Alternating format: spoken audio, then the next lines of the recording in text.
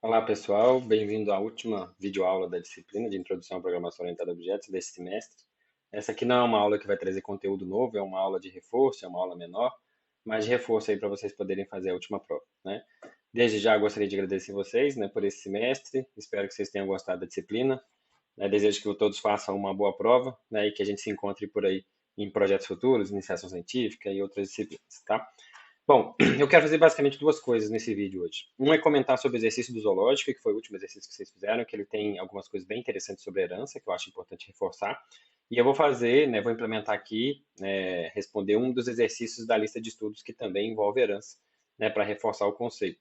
Já que essa parte agora, nessa parte final da disciplina, tem basicamente design de classe, não, desculpa, design de classe não, o que vai cair na prova é todo o conteúdo da disciplina, né? Mas o que não caiu na 2 e vai cair agora são relacionamentos de classes e herança, certo? Os outros assuntos, claro, também podem cair, assunto, né, como eu já disse desde o início da disciplina, o conteúdo é acumulativo, né, mas claro que vai ter um foco maior nessa questão de relacionamento de classes e de herança, tá? Bom, então vamos lá no exercício do zoológico. Esse exercício ele é bem legal porque ele tem alguns detalhes muito importantes aqui. Então, para alguns alunos, né, eu até dei o feedback durante a aula, né, para outros, né, que não têm recebido feedback, eles podem fazer falta, né, e mesmo que você tenha feito, é bom para reforçar. Então, só para a gente relembrar aqui, né, qual que era o contexto do exercício do zoológico?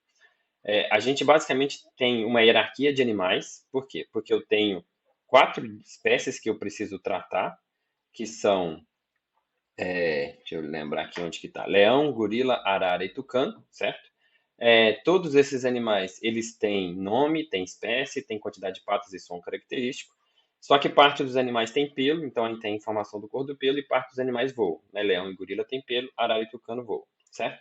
E aí, o que se pede é para ter método de consulta de cada atributo, método que retorne a string, né, resumida aqui, a descrição, né, Simba é um leão, Blue é uma arara, e um método mais completo, certo? E aí pede para evitar duplicação de código, para evitar que se crie animais que não façam sentido, é, e, enfim, outras dicas aqui detalhadas, né? Mas para o vídeo ser rápido, vamos focar no que interessa. Ó. Basicamente, o que que eu vou fazer? Eu vou abrir aqui um editor de texto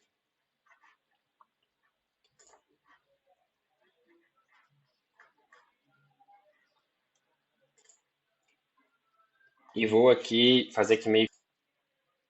Ops, houve um probleminha aqui. Vou fazer aqui meio que uma descrição barra implementação. Não vou implementar, mas vou dar um esqueleto aqui da resposta, tá?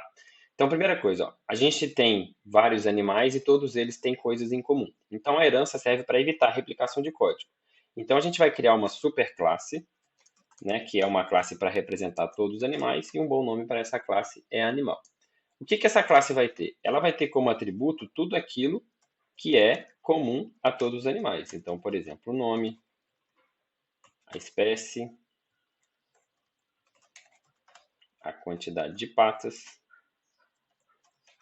e o som característico, né, o onomatopeia. Tá? Bom, como a gente sabe, o construtor de uma classe é responsável por definir o estado inicial válido para os objetos daquela classe. Não faz sentido um animal que não tenha quantidade de patas ou que não tenha espécie, que não tenha nome. Então, essa classe animal precisa ter um construtor que receba todas essas informações. Tá? Então, eu não vou implementar tudo aqui não, tá? Mas a gente vai receber então os 4 atributos e vai guardar, né, dentro, né, o valor desses atributos de acordo com o que foi recebido por parâmetro. Então, dis.nome recebe nome, dis.espécie recebe espécie, e por aí vai. Okay? Fica claro. Imagine que eu tivesse escrito tudo, é só para o vídeo não ficar muito longo aqui. O enunciado também pede para ter métodos, né, que retornem o valor de cada, para consultar cada atributo. Então, eu vou ter métodos do tipo obter nome, que retorna o nome, certo? Aí, obter espécie, obter quantidade de patas, obter som, etc.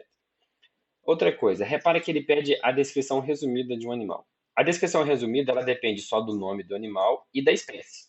E essa classe animal ela tem o nome e tem a espécie. Então é melhor que esse método de descrição resumida seja definido aqui, certo? Porque se eu não definir na classe animal, se eu definir nas subclasses, esse método vai ficar replicado, ele vai ficar com a implementação igualzinha. Imagina, se eu fizer lá na classe leão e lá na classe gorila. A implementação é igual, não tem diferença. Então, como ele depende esse método depende de atributos que são comuns a todos os animais e que estão na classe animal, a gente pode retornar aqui. Então, para retornar nome, é um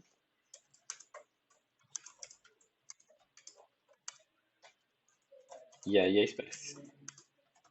Certo? Beleza. Agora repara o método de baixo, da descrição completa. Ele depende do nome, da espécie, do som e da informação do pelo ou se voa bem. Repara que a informação do pelo ou se voa bem não estão na classe animal, porque não são características de todos os animais. Mas o que vem até o som é. Então a gente precisa fazer essa parte que vem até o som aqui na classe animal. Se a gente não fizer, esse pedaço que trata nome, espécie e som vai acabar ficando replicado nas subclasses. Então a gente implementa o método descrição completa aqui na classe animal, mas faz o que a classe animal consegue fazer. Então ela vai retornar a descrição, certo? Repara que essa descrição aqui, ó, Simba é um leão, Bruno é uma arara, é exatamente a descrição resumida, certo? Então ainda posso reduzir ainda mais a replicação de código se eu chamar o método de descrição resumida e simplesmente acrescentar o som. Ok? Dúvidas? Manda lá, não deixa acumular, né? Agora tá pertinho da prova, né? Mas manda a dúvida e vê esse vídeo. Espero que você veja esse vídeo a tempo, né? Eu tento responder a dúvida para vocês. Beleza. Agora o que a gente tem que fazer? A gente tem que agora tratar as subclasses, tratar o que é específico de cada classe. Repara que eu tenho leão e gorila que tem pelo, arara e tucano que tem, né, informações sobre voar bem ou voar mal. Se eu definir a cor do pelo numa classe leão, eu vou precisar definir também numa classe gorila, e as duas vão ficar com a replicação de código. Mas eu não posso definir a cor do pelo lá na classe animal, porque animal, né, nem todos os animais têm pelo. Então, como é que a gente sai desse sinuca de bico? Eu não posso colocar no animal porque nem todos os animais têm, mas eu não posso colocar leão e gorila porque, né, eu estou replicando o código. O que a gente faz? Cria uma camada no meio. Eu vou criar uma classe intermediária, vai ser uma classe que tem tudo que animal tem, mais a cor do pelo, e leão e gorila herdam dessa classe, certo? Então eu poderia chamar essa classe de, por exemplo, animal com pelo, ou eu vou chamar de mamífero, né? Que os mamíferos têm pelo, leão e gorila são mamíferos. Então eu defino uma classe chamada mamífero, que herda de animal, então o mamífero tem tudo que animal tem, e ele acrescenta uma única informação, que é a cor do pelo. Digitei bonito o private. Beleza. Aí agora, mais uma observação. Repare que para criar um mamífero, eu vou ter que receber a cor do pelo, certo? Para guardar num atributo. Mas não é só isso. Por que não é só isso? Repara que eu vou precisar, né, já que a classe animal tem um construtor, quando eu crio uma subclasse da classe animal, eu preciso chamar o construtor da superclasse. A gente faz isso com uma chamada super. E nessa chamada do super, que é uma chamada ao construtor da superclasse, eu tenho que passar todos os parâmetros que a superclasse espera. E ela espera esses 4 parâmetros: nome, espécie, quantidade de patas e som. Não tem de onde a classe mamífero tirar essas informações, então ela também vai ter que receber por parâmetro tudo aquilo que a superclasse espera. Nome, espécie, aí não vou colocar todos aqui não. Nome, espécie, quantidade de patas e som, e aí vai repassar. Então repare que ela só recebe para repassar para a superclasse. Espécie, quantidade de patas, som. Okay? Então, o que é comum a todos os animais, a classe mamífero passa para a superclasse, o que ela tem de específico ela guarda. Aí, o enunciado pede para ter o método de acesso, então eu vou ter o método obter cor do pelo, não vou implementar ele completo aqui não, né? Mas esse é pequenininho, eu vou implementar. Então, retorna cor do pelo. Bom, e agora tem que tratar a descrição completa. Repare que a descrição completa, ela tem tudo isso que a gente já tratou aqui na classe animal, que é o nome, espécie e o som, mas ela tem também a informação do pelo, né? E tem pelo tal. Então, o que a gente faz? A gente sobrescreve o método obter descrição completa, certo? Para quê? Para chamar o da superclasse para pegar o que é comum e acrescentar aquilo que é diferente. Então, quando é uma sobrescrita, a gente coloca o @override.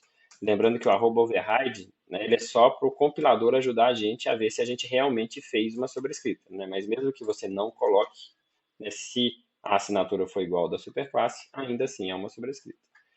E aí o que eu vou fazer? Eu vou retornar o valor do método retornado do método da superclasse e acrescentar a informação da cor do pelo.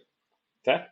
Então, repare, eu estou definindo um método na subclasse que tem assinatura igualzinha à da superclasse. Então, é uma sobrescrita. Quando eu chamar o método obter descrição completa, a máquina virtual Java vai ver se o objeto é do tipo mamífero. Se for, ele vai chamar esse método e não primeiro, e não da classe animal. Aí nessa chamada super.obter descrição completa, é uma chamada ao método da superclasse, então vai retornar essa informação aqui até o som, e aí vai acrescentar a informação da cor do pelo, certo? Repara que a mesma coisa a gente precisa saber sobre a informação de voa bem e voa mal. Se a gente fizer na classe de tucano e arara, vai ficar replicado. Então a gente cria uma classe no meio, que eu vou chamar aqui de uma classe ave, que vai ter a informação se voa bem ou voa mal. Repara que é muito comum os alunos colocarem esse atributo como string, né? E aí fica escrito uma palavra voa bem ou voa mal. Como string não é tão legal porque é, string eu posso escrever qualquer coisa, né? Então, como só tem duas opções, voa bem ou voa mal, é melhor que seja um booleano. E é um booleano chamado voa bem, então quer dizer que se for true, voa bem, se for false, voa mal, certo?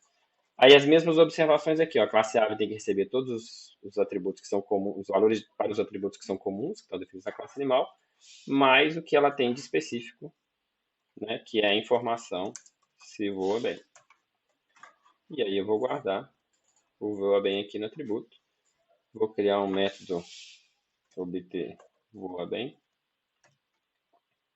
Retorna voa bem, tá? E aí a descrição completa, nesse caso, que ele adiciona aqui é, né, se voa bem ou voa mal. Aí agora a gente tem que transformar o booleano numa string, né? Então o que que eu vou fazer? Ó? Eu vou declarar uma variável que recebe primeiro, né, o que foi a chamada lá da superclasse, mais o ezinho.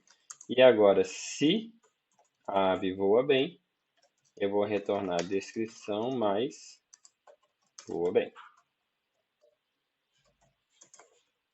Se não,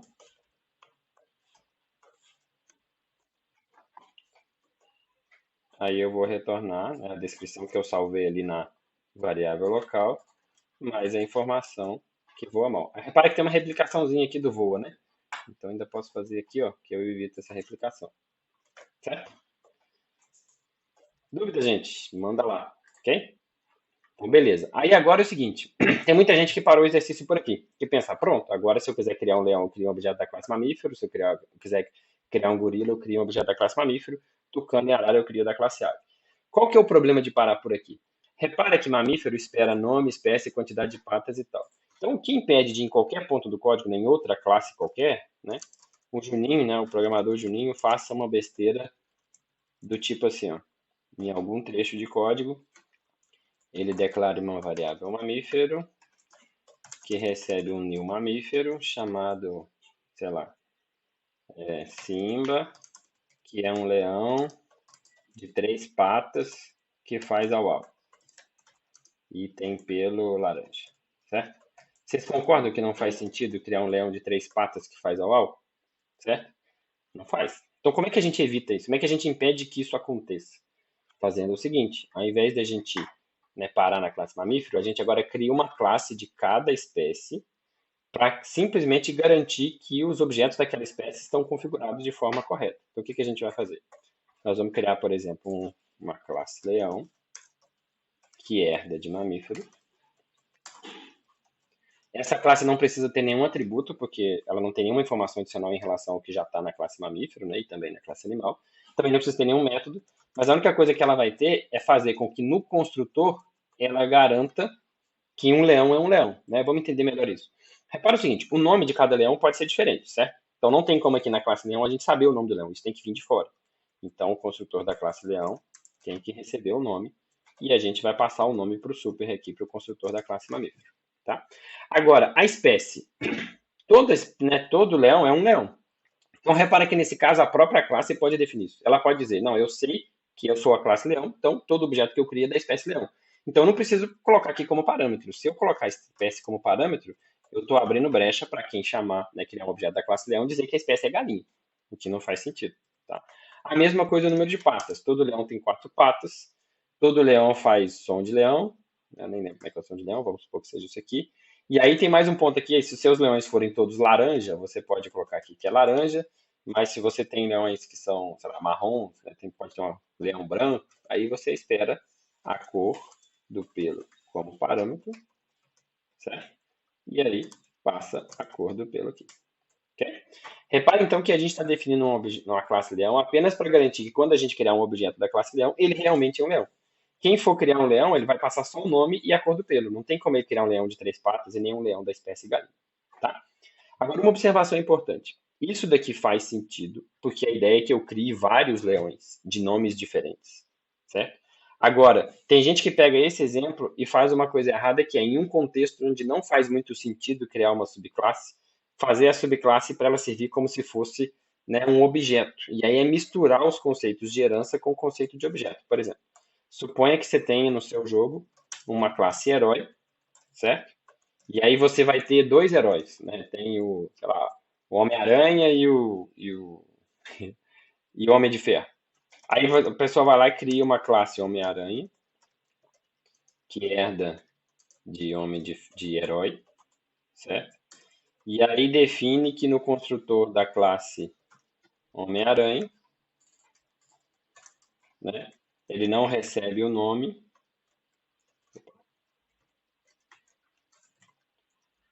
E aí passa, né, deveria ter mais atributos, mas só para simplificar o meu exemplo aqui, eu vou passar só o nome. E ele vai lá e passa Homem-Aranha, né, como nome do super-herói.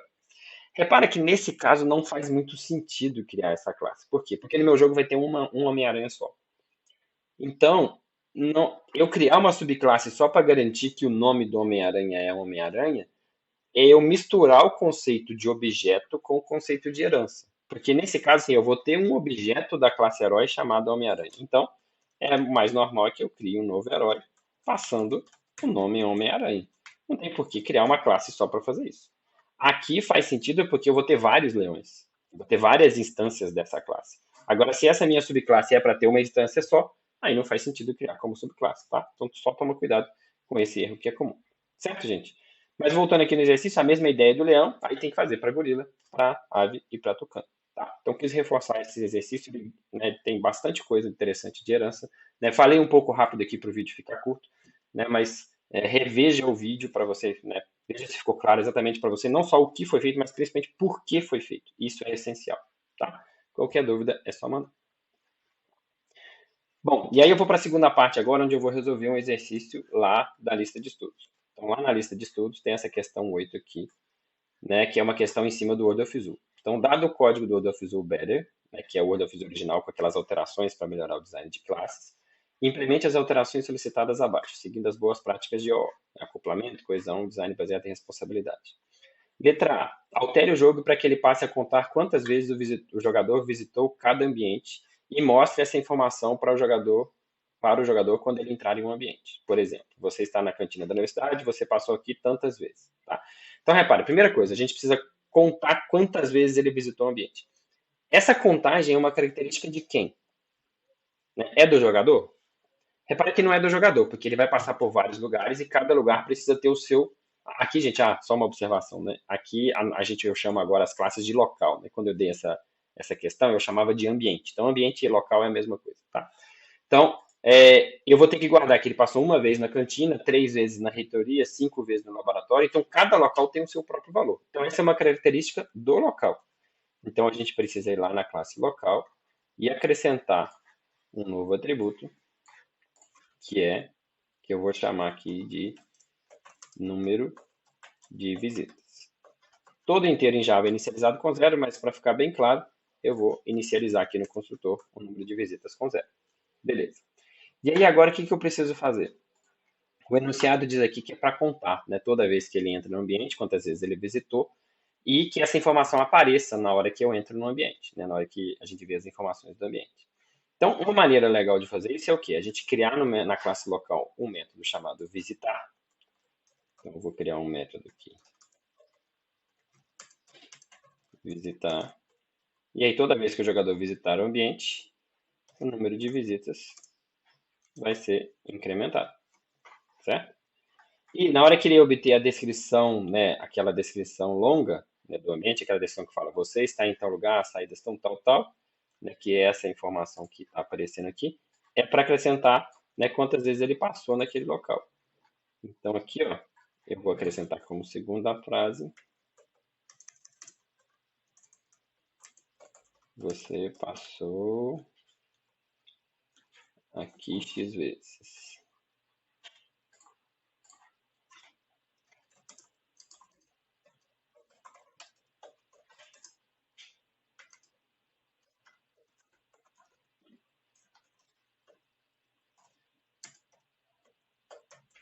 Certo? Beleza, então tratei a classe local. Deixa eu ver, tem a função mais aqui. Bom, agora o que eu preciso fazer? Para isso aqui funcionar, eu preciso agora chamar o método visitar toda vez que eu entrar no ambiente, né? O tratamento de entrar no ambiente está lá na classe jogo.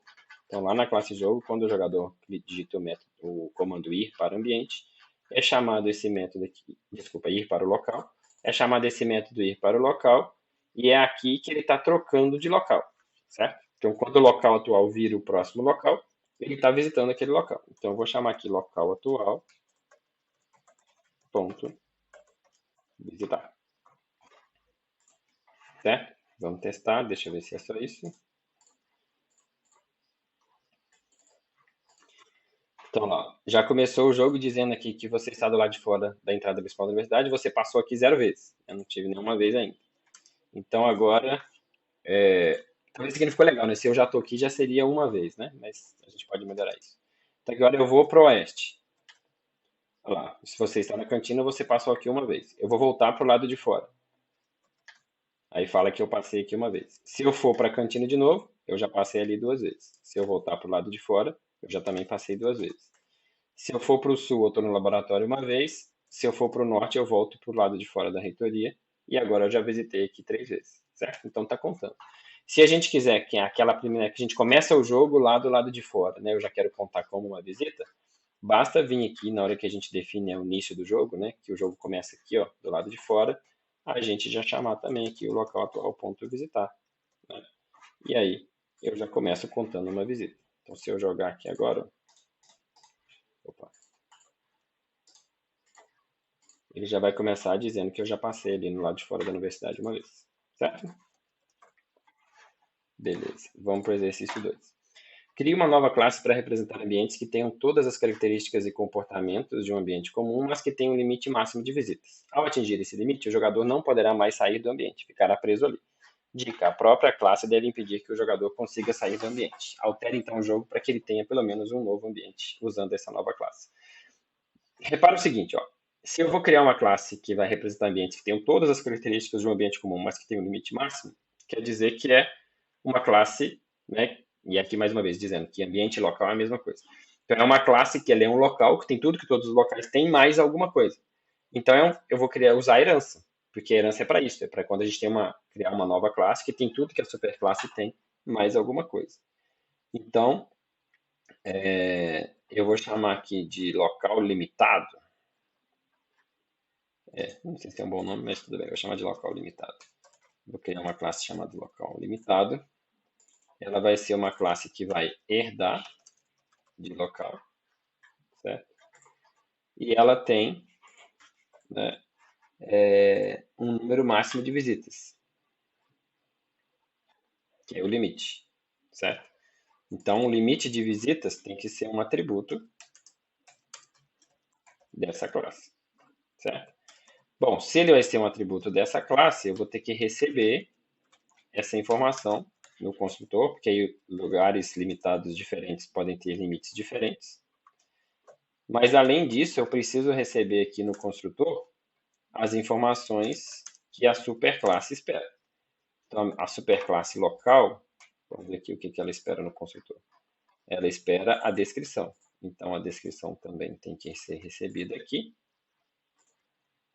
né, para eu poder passar na chamada do super qual é a descrição. Beleza. Aí agora é o seguinte, o que eu vou ter que fazer? Repara que eu tenho que impedir o jogador, né, de sair do local, depois que ele entrou ali. Deixa eu só reler aqui. A partir de cima, o jogador não poderá mais sair do ambiente, ficará preso ali.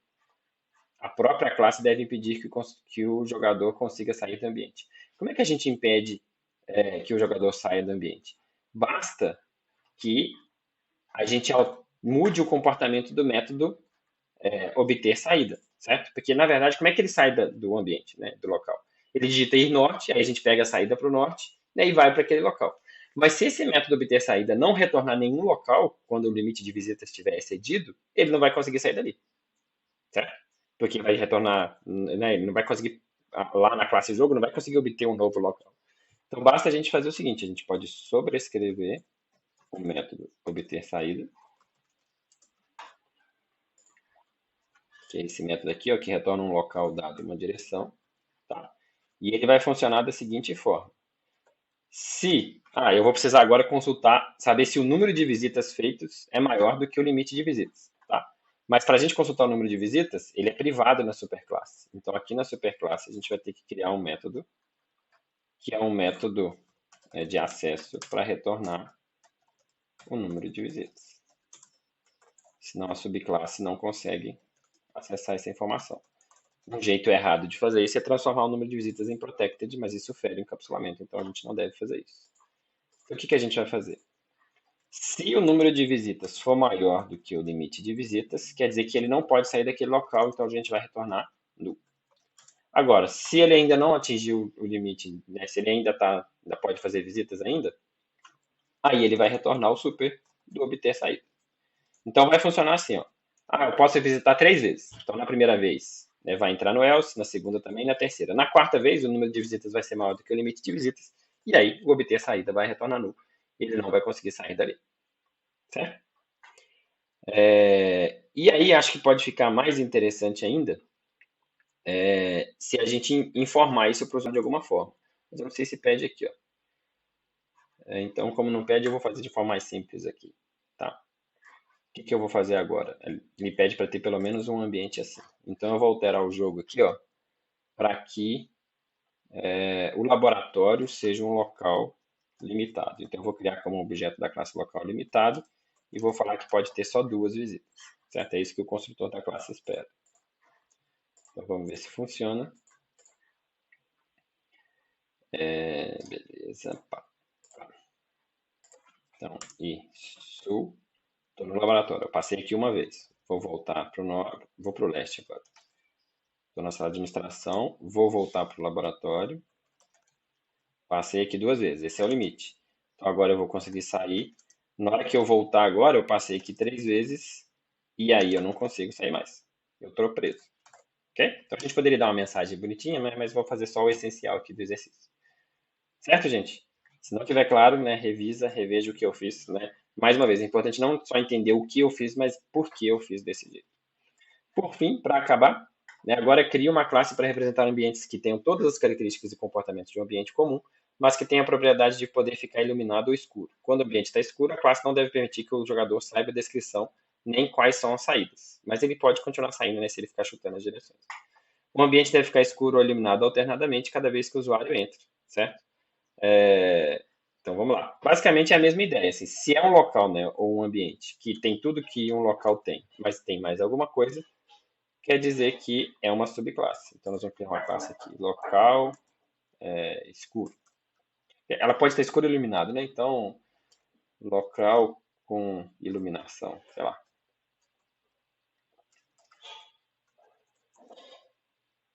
Vou chamar de local escuro mesmo ele podendo ficar claro. Eu poderia pensar no nome melhor. Não. Eu acho que local com iluminação não, porque a iluminação pode estar funcionando, não. Ela herda de local, certo? Eu não sei se aqui fala se ele tem que começar escuro.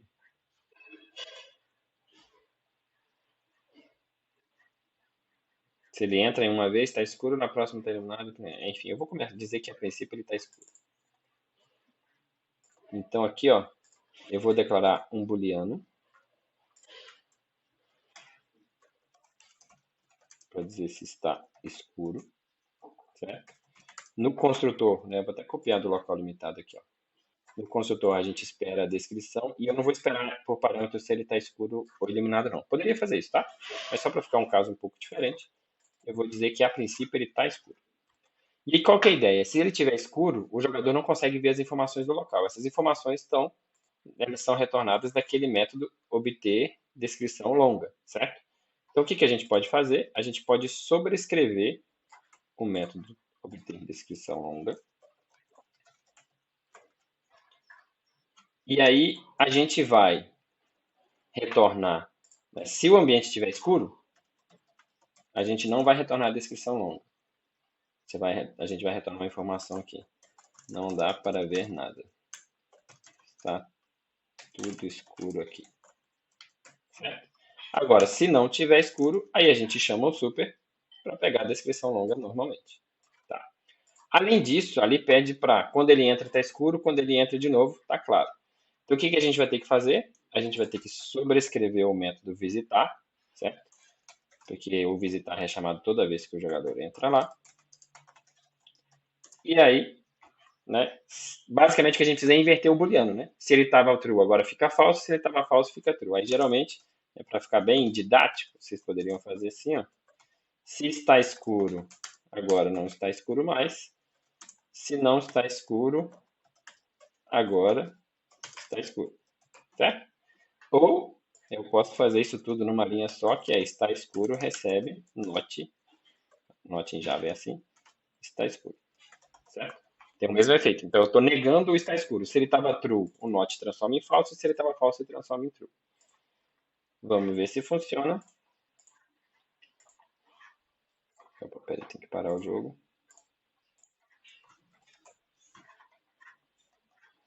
Tem um erro aqui em algum lugar. Vamos descobrir. Ah, tá. Aqui é o nome da classe. Agora eu preciso lá na classe jogo escolher um local para ser esse local com iluminação. Vai ser o porão, para ficar mais interessante.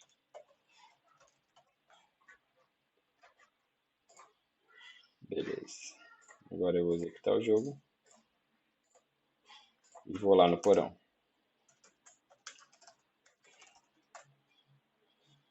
Ó, então ele começou, ele apareceu. Deixa eu ver, acho que tem alguma coisa errada.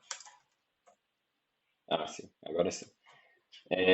Eu achei que eu tinha começado ele escuro. Deixa eu ver se eu fiz alguma besteira aqui.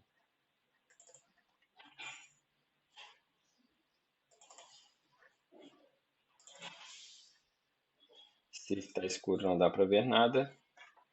Se não está escuro, obtém a descrição longa. Beleza.